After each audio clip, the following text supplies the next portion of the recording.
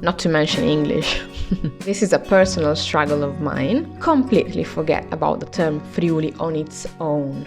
Trieste is unique, and so are its unwritten rules. Before you visit, here are 10 things you should absolutely not do. Consider this your survival guide. Number 1.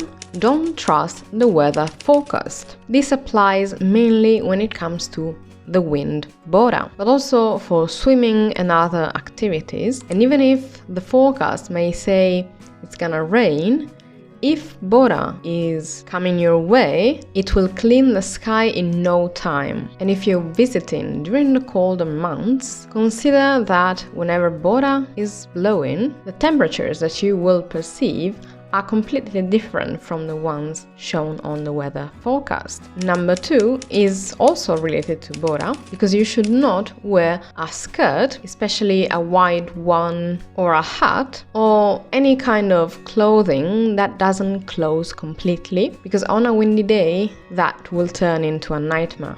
And the third don't, related to Bora, is that you should not leave doors or windows open back at your accommodation, because they may not be Bora proof. This is often the case in older buildings. It can be the same for Airbnbs or even hotels. So no matter the weather, when you leave the accommodation, you should close all doors and windows. And that's important also because Bora shows up suddenly, or it can appear suddenly, and one gust of wind is enough to break windows. Number 4, don't expect vegan alternatives for local dishes. This is a personal struggle of mine, but local cuisine is not vegan or even vegetarian friendly, which is something that I think should be changed, and there should be vegan alternatives, but that's my opinion. And I simply learned to make my own alternatives at home. But when you're just visiting and you want to experience the local cuisine, you might need to give up on the fully local experience, because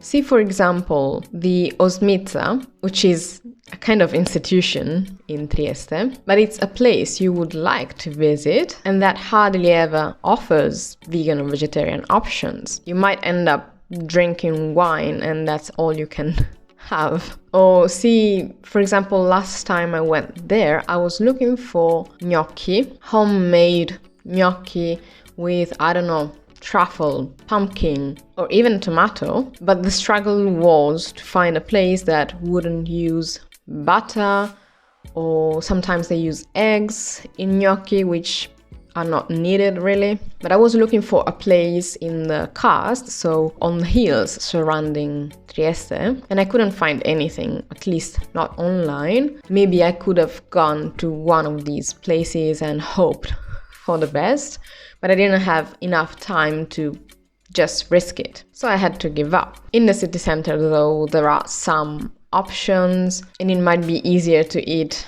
a vegan pizza rather than a vegan iota. Number 5, don't expect shop owners to answer in Italian, not to mention English. The default language is in fact Triestino, which is the local dialect, and despite being a local, I always use Italian when I talk to strangers, and that includes shop owners, but they often keep replying in Triestino, which is fine because I understand it, but it would be tricky for a traveler. This doesn't apply to all places or all restaurants, but you should be ready and just know that they are not trying to be difficult or anything, it's just their custom. Number 6, don't order coffee before checking how it's made in Trieste. Coffee in Trieste is completely different from anywhere else, even in Italy, because of the terms that we use, which are often the opposite to the ones that you know if you visited Italy already. And I've made a whole video about coffee, so if you're interested, just check it out. But just know that even the simplest option can be called in a different way, and your first couple of orders might turn out quite different from what you expect. Number 7, don't call the region where Trieste is located Friuli. You should either call it Friuli Venezia Giulia or FVG, but never ever call it Friuli. There's a reason for this, and I'm half joking, because some people might get truly offended by this, and others might not care at all. Historically speaking, though, saying that Trieste is in Friuli is inaccurate, or even better, is incorrect. Because Trieste belongs to the other section, which is called Venezia Giulia, and since the region used to be split, and that was the case for a very long time, you would be saying that Trieste is located in the northern part of the region, and you would also be ignoring the completely different history that these two areas have. And since the local history is quite a sensitive topic, for multiple reasons, you might want to avoid entirely this issue and just say either Friuli Venezia Giulia or FVG. Completely forget about the term Friuli on its own. I usually just say that Trieste is in the northeast of Italy, and that's it. Number 8, don't go to the wrong section in the Pedocin. Pedocin is a word from Triestino, the local dialect, which literally means little louse, but it's the term that locals use for a bathing establishment known for being segregated, because there is a literal wall dividing the sections for men and women. Personally, I despise it. I think it's one of the ugliest places in Trieste, but I know that a lot of people don't really have a choice to go somewhere else if they want to go swimming for a couple of hours only, because it's basically in the middle of the city. The only time I checked this place out was just to accompany a friend of mine who had 3 kids, and for her it was simply easier both to go there, so you just need a bus from the city center, and